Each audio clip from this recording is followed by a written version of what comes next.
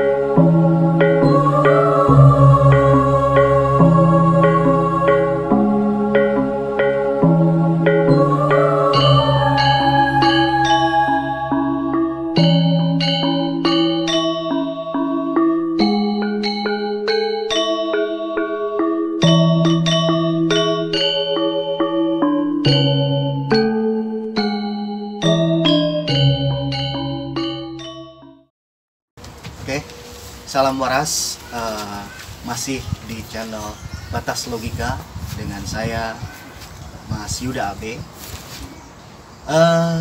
Topik bahasan kita kali ini mungkin yang sudah nggak asing lagi di telinga teman-teman kita semua, yaitu santet.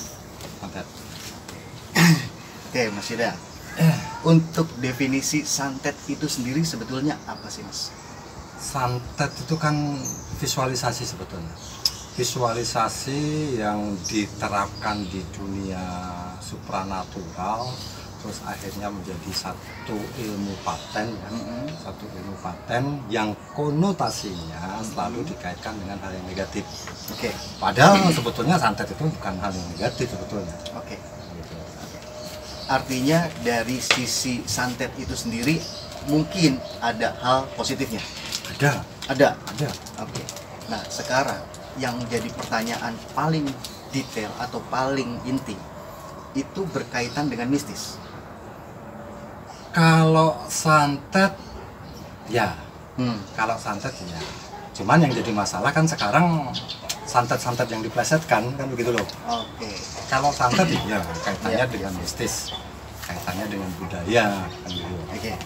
Berarti artinya santet yang beredar selama ini di masyarakat, baik itu di daerah ini, daerah itu, segala macam, itu real ada gitu ya? Kalau santetnya ini saya jelaskan ya. Kalau santetnya sendiri, ilmu santet itu ada. Oke. Cuman yang beredar di zaman sekarang, ya kan, santet-santet yang menjelaskan bagaimana kita bisa membunuh orang, bagaimana kita bisa memasukkan suatu benda ke objek manusia. Itu yang saya cukup meragukan hal itu. Nah, kalau gitu berarti sekarang muncul pertanyaan berikutnya, yaitu dari cara kerja si santet itu seperti apa? Jadi kembali lagi, tadi santet itu adalah visualisasi. Kembali visualisasi adalah manusia satu dengan yang lainnya itu punya suatu koneksivitas. Artinya dengan adanya suatu koneksivitas itu, dia pasti punya bisa memvisualisasikan.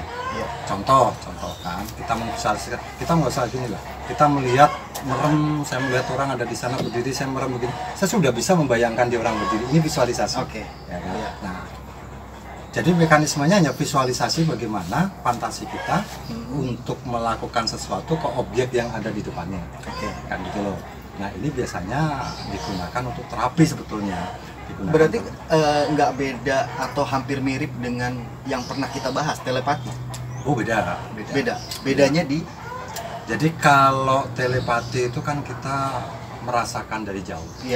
Kalau santet adalah melakukan sesuatu yang dari punya jarak jauh. Akibat dari jarak jauh. Ini santet.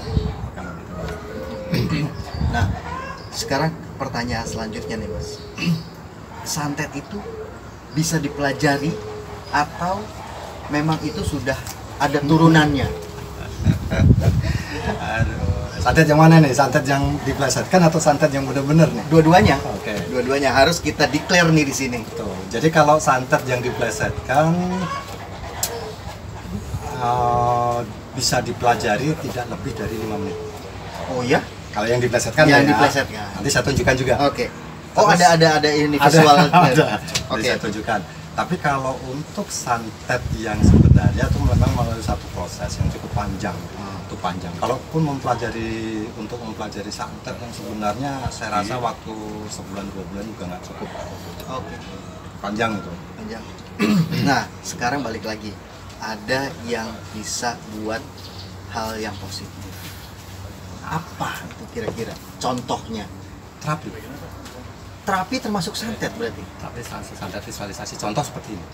Jadi kalau kita sebagai seorang pengusaha dan penerapi, kita seorang laki-laki ketemu dengan pasien seorang perempuan yang notabene bukan muhrimnya, dia tidak boleh kontak fisik. Dia punya kanker di apalagi daerah rawan ya, payudara misalnya, otomatis kan kita nggak boleh megang-megang. Betul. Itu ada satu visualisasi untuk bisa membantu paling tidak meringankan rasa sakitnya. Oh, gitu. Itu ya sisi positifnya. Sisi positifnya. Nah, kalau sisi negatifnya, kira-kira contohnya seperti apa? Santet jadi belasan jadi begini. Nanti akan saya tunjukkan banyak orang yang memamerkan santet, banyak orang memamerkan santet yang artinya dia bisa merusak satu benda dari sini, ya kan? Merusak satu benda dari sini dan hasilnya benda objek yang di sana juga punya hasil yang sama. Oh iya, bisa gitu. Tuh. Nah, contoh begini, Ya. saya tunjukkan. Ini ada satu pisang, ya kan? Ya. Ada satu pisang.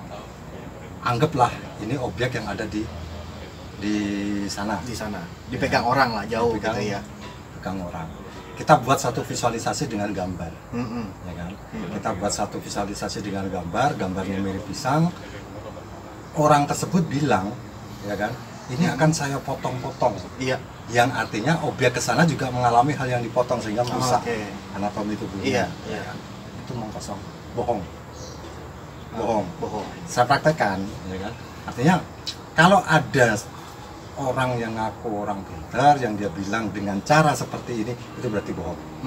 Contohnya misalnya, di sana objeknya seperti ini, misalnya kita tahu ini masih utuh. Iya. Ya kan. Oke, sekarang saya mau tanya Mas Indra, dia minta mau dipotong berapa biji? Misalnya katakanlah 3. Oke, 3 Mas Indra yang minta. Oke, dengan visualisasi di sana ada 3 biji.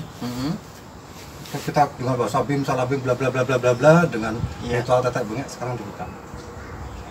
Anda sendiri yang minta memotong 3. Ini saya buka nih. Buka. Masih utuh, asli? Asli. Oke. Asli. Oke, silakan.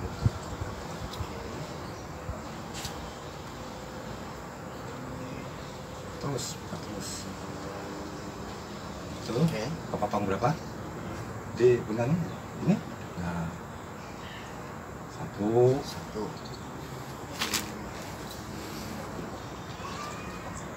2. Artinya bekas potongannya juga masih ada. Bekas potongannya ada sih. Oke. Nah, 3. Potong 3. Ini trik. Oke. Tipuan sulap. Jadi kalau ada orang pintar yang mengaku bisa seperti itu, bohong. Karena ini saya trik. Ingin tahu rahasianya? Ya. Oke. Jadi tanpa diketahui, ya kan, kita bermain sugesti sama orang. Ini mau minta dipotong berapa? Begitu. Kita punya jarum. Nah, ini bisa mutu. Kita punya jarum ini kita masukkan aja. Ambil yang seperti ini loh, Bang, yang keras. Kita masukkan. Terus ini kita potong-potong seperti ini. Ya kan? Dalamnya dirusak. Dalamnya, ya. Dipotong. Karena dia biar nggak berbekas. Iya. Dan dia akan terpotong jadi 2. Dibuka. Potong. Lihat? Iya. Tuh kan? Oke. Iya. Kalau ada yang seperti itu, berarti omong kosong. Oke, guys, ini cuma sekedar pembuktian sedikit ya, Mas. Pembuktian sedikit. Untuk lebih detailnya nanti bisa ditanyakan langsung di deskripsi atau WA-nya Mas Yuda langsung, nanti ada di deskripsi kita. Nah, sekarang pertanyaan selanjutnya, untuk membongkar titik santet. Nah, hasilnya gimana ya? Jadi gini, misalnya ada orang yang coba untuk menyantet seseorang, ya kan? Nanti orang itu akan berasa sakit, misalnya di dada, atau di perutnya, atau di apanya. Nah, itu seperti apa sih fenomenanya sebetulnya yang dilakukan sama si penyantet ini? Oh, banyak hal itu, sebetulnya kompleks banget kalau kita berbicara tentang santet, itu kompleks banget. Jadi ada yang direct, direct itu kita bisa menggunakan hipnotis, ya kan? Ada yang jarak jauh kita menggunakan satu frekuensi melalui satu sugesti. Jadi sebetulnya solid benda padat adalah benda padat. Ketika ada satu jarum masuk ke dalam perut kita, ada satu peso, ada satu silet, ada paku, bullshit, omong kosong. Ketika dia bisa masuk tanpa meninggalkan satu jejak, itu udah omong kosong. Tapi kalau santet yang dia bisa mempengaruhi atau dia bisa merusak organ tubuh, dia bisa menghancurkan organ tubuh, oke lah, masih bisa saya terima. Artinya ada satu visualisasi seperti itu dengan sugesti tadi. Oke guys, jadi di sini kita coba sedikit membongkar atau menguak apa itu santet. Kalau misalnya memang teman-teman masih ada yang masih mau ditanyakan atau pertanyaan-pertanyaan saya tadi kurang mewakili dari pertanyaan teman-teman semua di sini, bisa langsung kontak di WhatsApp-nya Mas Yuda langsung, dan bisa komen juga di channel ini. Dan untuk bahasan kita santet kali ini kita sampai di sini. Oke, terima kasih. Salam waras.